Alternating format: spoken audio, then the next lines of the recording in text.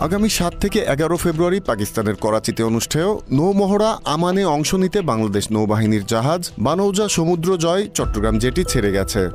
আন্তর্জাতিক নৌমহড়ায় বিশ্বের ৬০টি দেশের উচ্চ পর্যায়ের প্রতিনিধি, পর্যবেক্ষক, সমর বিশারদ এবং বিভিন্ন দেশের নৌবাহিনীর জাহাজ অংশ নেবে। ২০০৭ সাল থেকে পাকিস্তান এ ধরনের বহুজাতিক সামরিক মহড়ার আয়োজন করে আসছে। চলতি বছর এই মহড়া নবমবারের মতো অনুষ্ঠিত হবে এবং এর থিম নির্ধারণ করা হয়েছে নিরাপদ সমুদ্র, সমৃদ্ধ ভবিষ্যৎ। এ সফরের মাধ্যমে বাংলাদেশ সহ অংশগ্রহণকারী বিভিন্ন দেশের মধ্যকার বন্ধুত্বপূর্ণ এবং আঞ্চলিক নৌ-নিরাপত্তা বিষয়ক কূটনৈতিক সম্পর্ক জোরদার হওয়া সহ নৌ সদস্যদের পেশাগত মানোন্নয়ন হবে। তবে এই মহড়া নিয়ে ভারতীয় বিভিন্ন মিডিয়ায় চলছে ব্যাপক মিথ্যাচার। তারা বলছে, ফেব্রুয়ারিতে বাংলাদেশের সঙ্গে পাকিস্তানের মহড়া, এই মহড়া থেকে ভারতে বড় হামলার প্ল্যান করছে বাংলাদেশ। মূলত ফ্যাসিস্ট হাসিনার পতনের পর থেকেই ভারতীয় সংবাদ মাধ্যমগুলো এমন অপপ্রচার চালিয়ে আতঙ্ক সৃষ্টির চেষ্টা করছে। Z news, Dhaka.